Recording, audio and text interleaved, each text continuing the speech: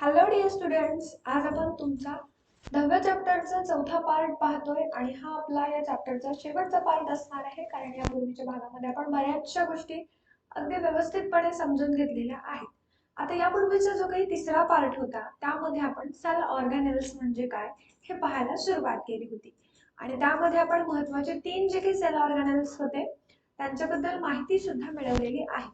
आता उर्वरित जे काही सेल ऑर्गॅनेल्स असतील त्यांच्याबद्दलची माहिती आजच्या सेशन मध्ये आपण मिळवणार आहोत.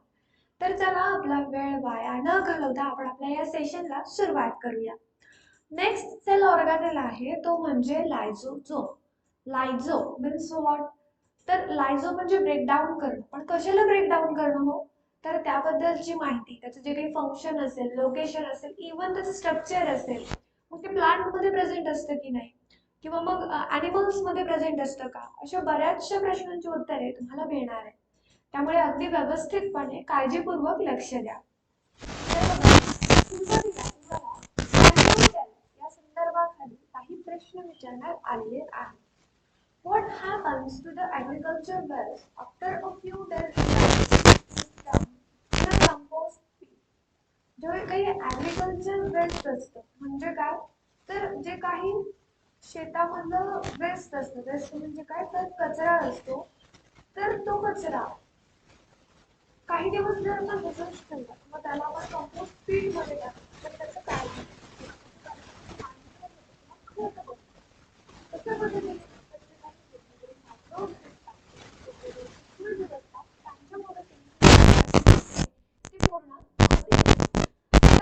to various metabolic activities in the cell, organic waste is generated.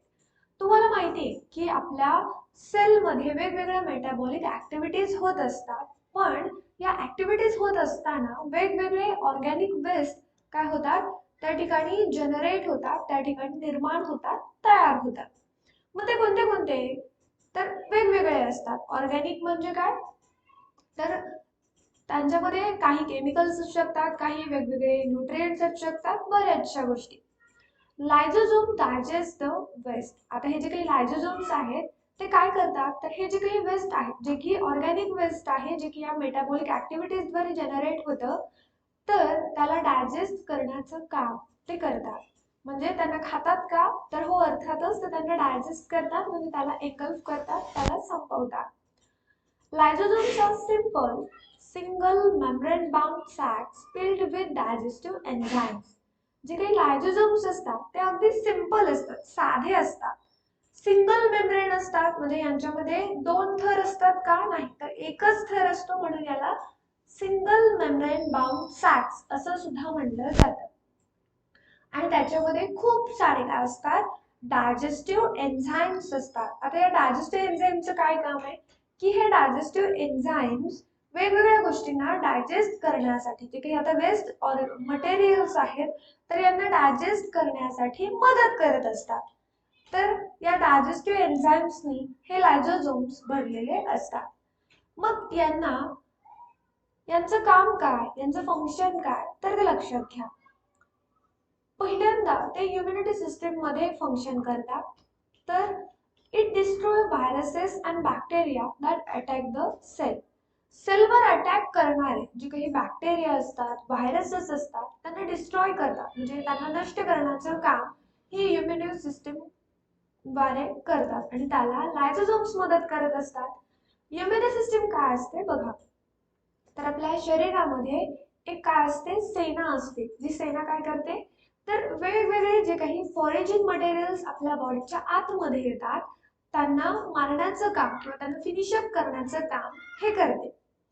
मग त्याच्यामध्ये वेगवेगळे बॅक्टेरिया आले, व्हायरसेस आले, किंवा इतर जे काही पार्टिकल्स असतात ते, तर त्यांना मदत कोण करतं, तर आपला हा लायझोझोम मदत करतो. का करतो, कारण त्याच्याकडे वेगवेगळ्या प्रकारचे डायजेस्टिव्ह एन्झाईम्स आहेत आणि त्या डायजेस्टिव्ह एन्झाईम्सचा तो वापर करून काय करू शकतो, मग त्या ठिकाणी त्या व्हायरसेसला आणि बॅक्टेरियांना मारू शकतो.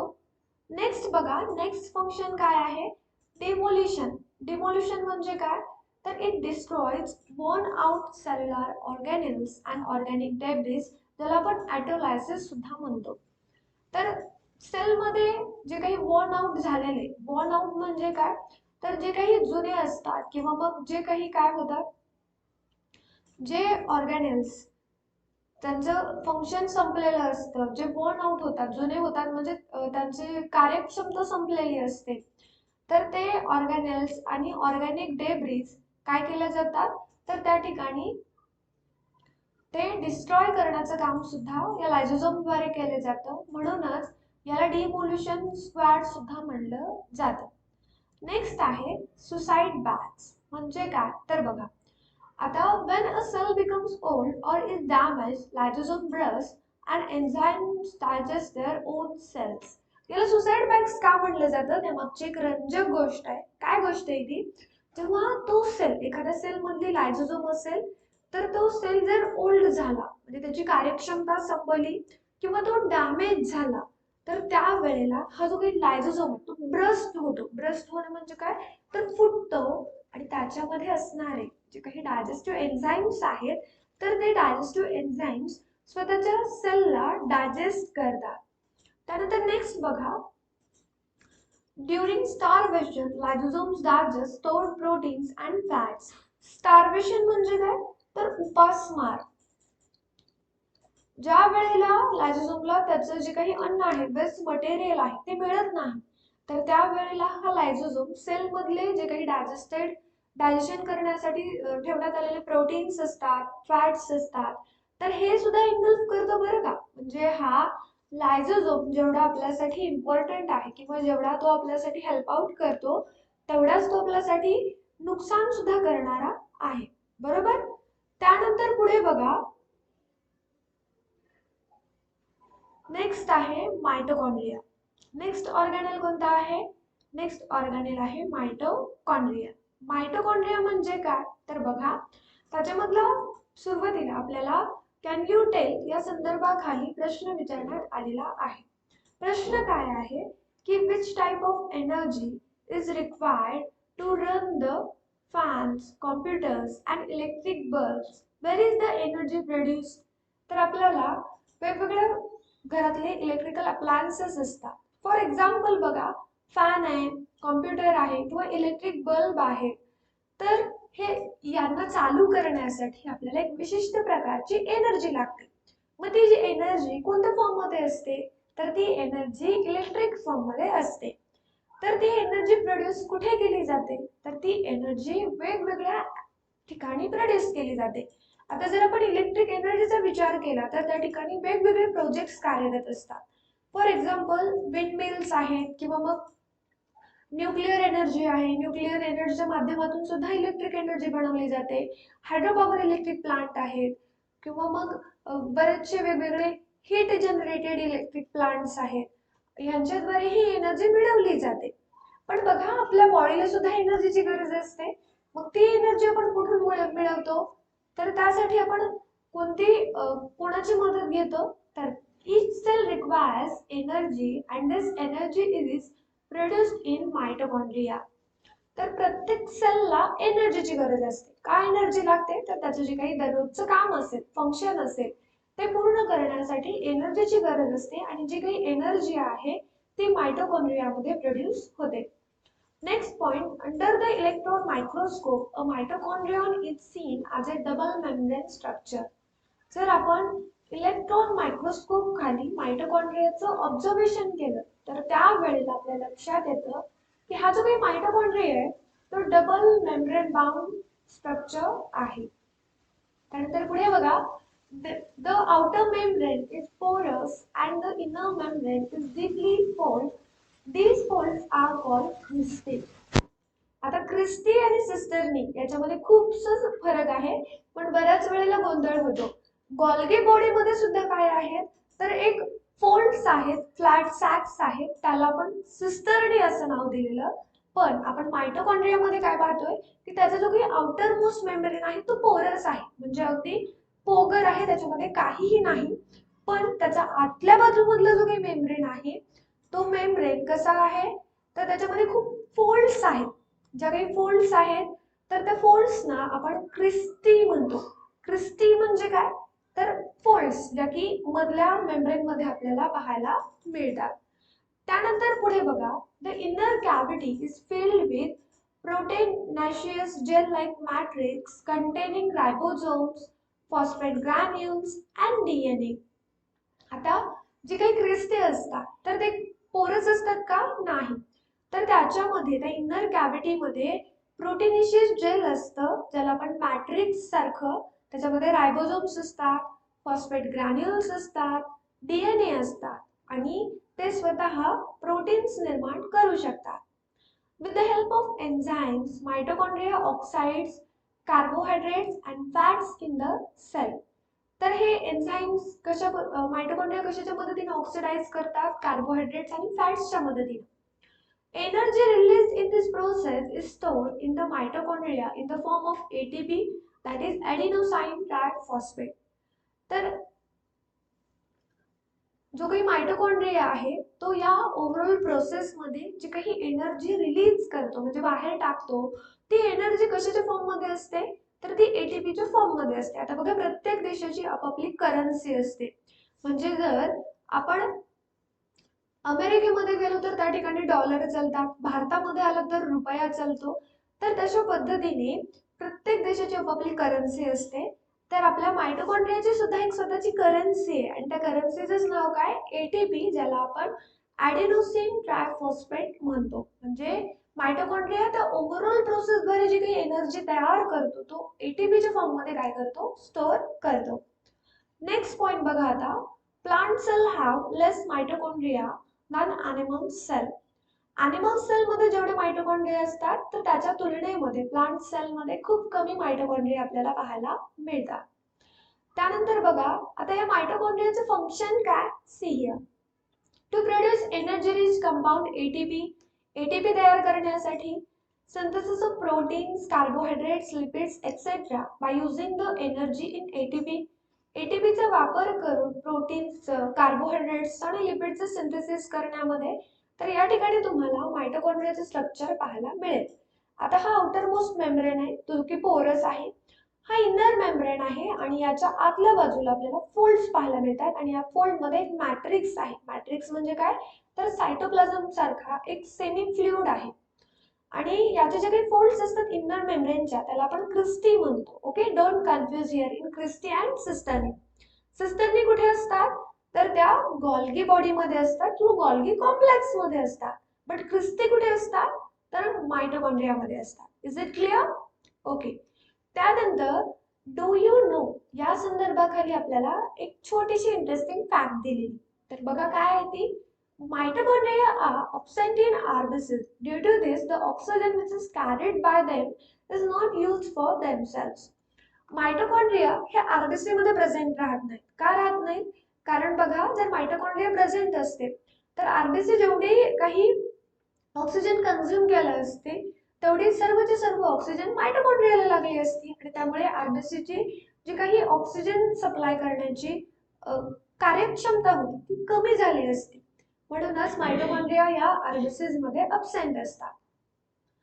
त्यानंतर नेक्स्ट सेल ऑर्गॅनेल आहे and this is the last cell organelle, that is vacuoles. Vacuoles म्हणजे काय? तर आपल्या घरामध्ये एक स्टोर रूम असते. स्टोर रूम कशासाठी असते? तर वेगवेगळ्या गोष्टी स्टोअर करण्यासाठी असते.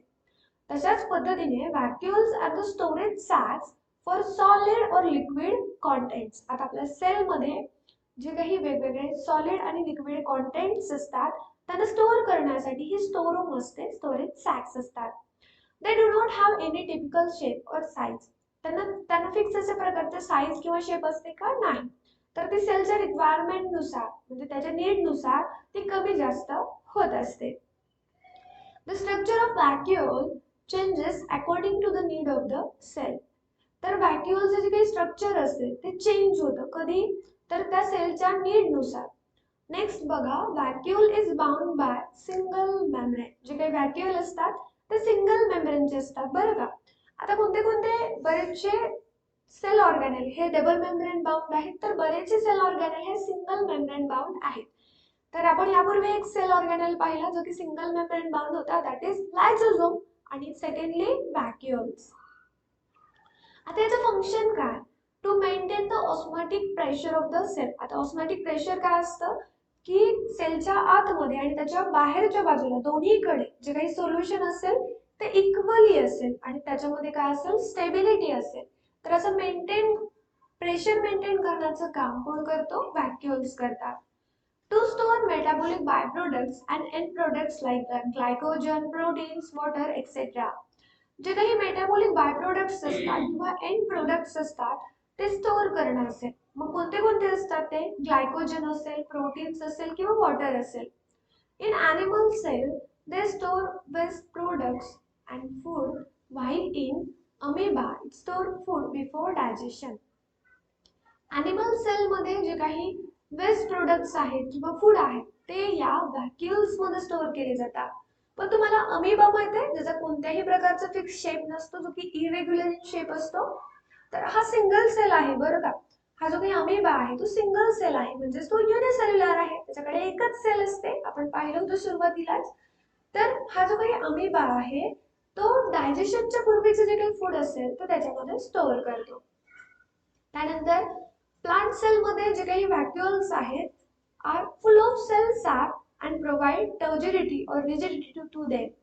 प्लांट सेल मध्ये हे व्हॅक्युल्स सेल सॅपने फुल्ली भरलेले असतात आणि त्याच्यामुळेच त्या सेलला टर्जिडिटी येते किंवा रिजिडिटी, म्हणजे ज्याला आपण घट्टपणा म्हणतो, ती येत असते. आणि व्हॅक्युल्स असे असतात स्ट्रक्चरली. ओके, तर व्हॅक्युल्स बद्दलची माहिती आपण पाहिली. आता आपण प्लास्टिड्स बद्दल पाहणार आहोत. ओके, प्लास्टिड हा कॉमन सेल ऑर्गॅनेल नाहीये, म्हणजे तो ॲनिमल सेल मध्ये आणि प्लांट सेल मध्ये दोघांमध्ये आढळतो का, नाही. तर प्लास्टिड्स हे फक्त आणि फक्त प्लांट सेल मध्ये आढळतात. तुमच्या आजूबाजूला वेगवेगळ्या प्रकारचे वृक्ष असतात, वेगवेगळ्या प्रकारचे वनस्पती असतात. त्यांचं थोडंसं ऑब्झर्वेशन करा. काय लक्षात येतं तुमच्या, तर आपल्या लक्षात येतं की जे काही प्लांट्स आहेत तर त्यांचे जे काही लीव्स आहेत ते फक्त ग्रीन कलरचे न राहता किंवा त्याचे जे काही फ्लावर्स आहेत ते वेगवेगळ्या रंगाचे असतात. रेड, येलो, ऑरेंज और ब्ल्यू किंवा त्याही पेक्षा वेगळ्या रंगाचे फ्लावर्स आपल्याला पाहायला मिळतात. मग हे जे काही फ्लावर्सचं किंवा लीव्सचे कलर असतात ते कोण डिसाइड करतं, तर हे प्लास्टिड्स डिसाइड करतात. The organelles which give such colors is present only in the plant cell. It is called plastid. असे ऑर्गॅनेल्स ज्याच्यामध्ये असे वेगवेगळे कलर्स असतात, तर जे की प्लांट्स मध्ये प्रेझेंट असतात त्यांनाच आपण प्लास्टिड म्हणतो. Plastids have double membrane and are of two types. Plastid हाही डबल मेम्ब्रेन बाउंड असतो आणि दोन प्रकारचे असतात. तर प्लांटचा कलर पार्ट आणि त्याच्यामध्ये कोणता पिगमेंट असतो ते बघा. जर आपण ग्रीन लीव्स बघितले तर त्याच्यामध्ये क्लोरोफिल पिगमेंट असतो आणि त्याच्यामुळेच जे काही लीव्स असतात ते ग्रीन इन कलर दिसतात. सेकंडली ऑरेंज कलर, जो की कॅरोट मध्ये आपल्याला पाहायला मिळतो, त्याच्यामध्ये कॅरोटीन नावाचा पिगमेंट असतो, यालाच बीटा कॅरोटीन सुद्धा म्हटलं जातं. त्यानंतर जर आपण येलो कलरचे फ्लावर्स पाहिले किंवा लीव्स पाहिले तर ते कशामुळे दिसतात, तर झॅन्थोफिल नावाच्या पिगमेंटमुळे दिसतात. पर्पल और ब्ल्यू कलरचे जे काही कलर असतात तर ते अँथोसायनिनमुळे दिसतात. अँड लास्टली डार्क पिंक जे की बीट मध्ये असतं त्याला बेटालिन्स असं म्हटलं जातं. तर दोन प्रकारचे जे काही प्लास्टिड्स आहेत त्याच्यामध्ये पहिला प्लास्टिड आहे ल्युकोप्लास्ट. Leuco means white. तर व्हाईट और कलरलेस प्लास्टिड असतात, त्यांच्यामध्ये कोणत्याही प्रकारचा कलर नसतो. आणि सेकंडली दुसरे असतात क्रोमोप्लास्ट, जे की कलर प्लास्टिड्स असतात. They may be of different kinds. Chloroplast can get converted into other types of chromoplast. Example, raw green tomatoes turn red due to breakdown of chlorophyll and synthesis of lycopene.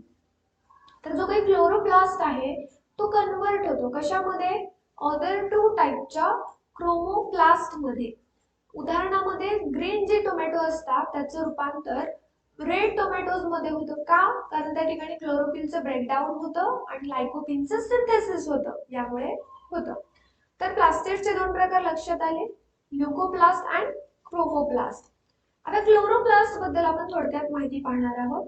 तर आपल्याला एक thin असं म्हणजे अगदी पातळ असा रिओजोल proton लीफचा काय करायचंय, पातळ थर घ्यायचा आणि त्याला त्याच्यामधला जो काही क्रोमोप्लास्ट आहे तो आपल्याला कंपाऊंड मायक्रोस्कोपच्या खाली ऑब्झर्व करायचा आहे. Chloroplasts are important for the photosynthesis process that takes place in the leaves. तर वनस्पतींमध्ये एक प्रक्रिया घडते ज्याला आपण प्रकाश संश्लेषण म्हणतो. तर ही जी काही प्रकाश संश्लेषणाची प्रक्रिया आहे, तर या प्रकाश संश्लेषणाच्या प्रक्रियेमध्ये क्लोरोप्लास्ट त्याचं महत्त्वाचं काम बजावतो. Chlorophyll in chloroplast traps solar energy and convert it to chemical energy. जो काही क्लोरोफिल असतो तर तो क्लोरोप्लास्ट मध्ये सोलार एनर्जी ऍब्सॉर्ब करतो आणि त्याचं कन्व्हर्जन केमिकल एनर्जी मध्ये करतो. त्यानंतर पुढे बघा, जो काही स्ट्रोमा आहे क्लोरोप्लास्ट मधला त्याच्यामध्ये एन्झाईम्स असतात किंवा डीएनए असतात किंवा रायबोझोम्स असतात, कार्बोहायड्रेट्स, तर ते फोटोसिंथेसिस साठी खूप गरजेचे असतात, महत्त्वाचे असतात. आता क्लोरोप्लास्टचं फंक्शन काय? Chloroplast convert solar energy to chemical energy that is food. Chloroplast solar energy absorb करतात आणि त्याचं रूपांतर केमिकल एनर्जी मध्ये करतात by the process of photosynthesis. कशामध्ये करतात? फूड मध्ये. Secondly, chromoplast give different colours to flowers and fruits. जे काही क्रोमोप्लास्ट असतात ते फ्लावर्सला आणि फ्रुट्सला डिफरंट कलर्स देतात. त्यानंतर बघा, ल्युकोप्लास्ट हे इन्व्हॉल्व असतात कशामध्ये? तर स्टोरेज, जे काही वेगवेगळे स्टार्च असतात, ऑइल असतात किंवा प्रोटीन असतात, तर यांचं सिंथेसिस आणि स्टोरेज करण्यामध्ये ते इन्व्हॉल्व असतात आणि क्लोरोप्लास्ट अशा पद्धतीचे असतात. तर त्याचा हा झाला आउटर मेम्ब्रेन, हा इनर मेम्ब्रेन. तसेच इंटर मेम्ब्रेनस स्पेस, म्हणजे दोन मेम्ब्रेनच्या मध्ये जो काही स्पेस असतो त्याला आपण इंटर मेम्ब्रेनस स्पेस म्हणतो. हा आहे स्ट्रोमा, हा आहे ग्रॅनम अँड दिस इज थायलाकॉइड. त्यानंतर नेक्स्ट आपण पाहणार आहोत, थोडीशी इन्फॉर्मेशन दिलेली आहे आपल्याला. Mitochondria and plastids can produce proteins as well as replicate themselves as they have their own DNA and ribosomes. तर माइटोकॉन्ड्रिया आणि प्लास्टिड्स हे दोन ऑर्गॅनिल्सच काय करू शकतात? स्वतःचे रिप्लिकेशन्स तयार करू शकतात. का करू शकतात? कारण त्यांच्याकडे स्वतःचा डीएनए असतो, स्वतःचे रायबोसोम्स असतात.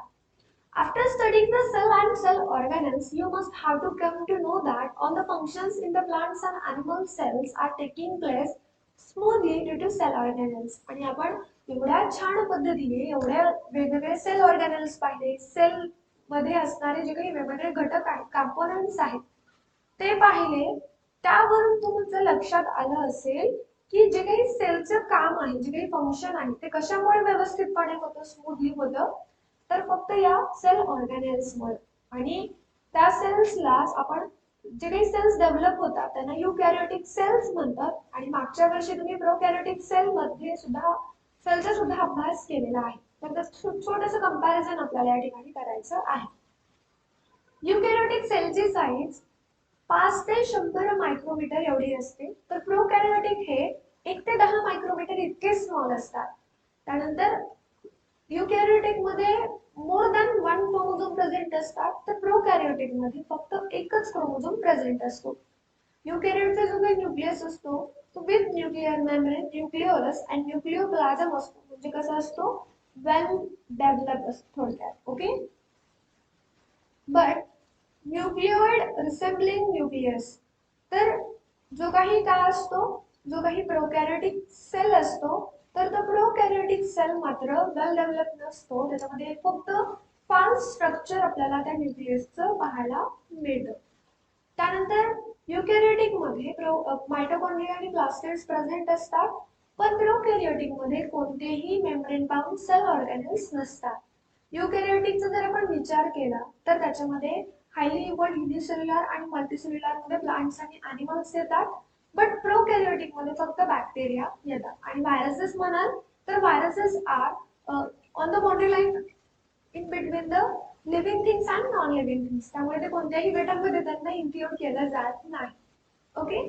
तर या ठिकाणी आपला हा जो काही 10वा चॅप्टर होता, ज्याचं नाव होतं सेल अँड सेल ऑर्गॅनेल्स, तो संपतो. यामध्ये तुम्हाला काही अडचण असेल तर लगेच कमेंट करा किंवा मग आपला जो काही ऑफिशियल नंबर आहे त्यावरती तुम्ही मेसेज करू शकता. तशाच पद्धतीने बघा, आपले बरेचसे सोशल मीडिया अकाउंट्स आहेत, तर त्याच्या सुद्धा लिंक्स तुम्हाला या व्हिडिओच्या डिस्क्रिप्शन बॉक्स मध्ये मिळतील. त्याही ठिकाणी तुम्ही जॉईन होऊ शकता. तर विद्यार्थी मित्रांनो, या चॅप्टरचा एक्सरसाइज पाहण्यासाठी किंवा या पुढील जे काही चॅप्टर्स आहेत त्यांचे व्हिडिओ पाहण्यासाठी तुम्हाला आपल्या चॅनलच्या प्लेलिस्टमध्ये जावं लागेल. त्या ठिकाणी तुम्हाला 8th स्टँडर्ड सायन्स या फोल्डरमध्ये सर्व व्हिडिओज मिळतील. तर ते व्यवस्थितपणे पहा, त्यांचा व्यवस्थितपणे अभ्यास करा. लवकरच भेटू आपण नवीन चॅप्टर सोबत नवीन व्हिडिओमध्ये. तोपर्यंत bye guys, take care, see you again later in next session.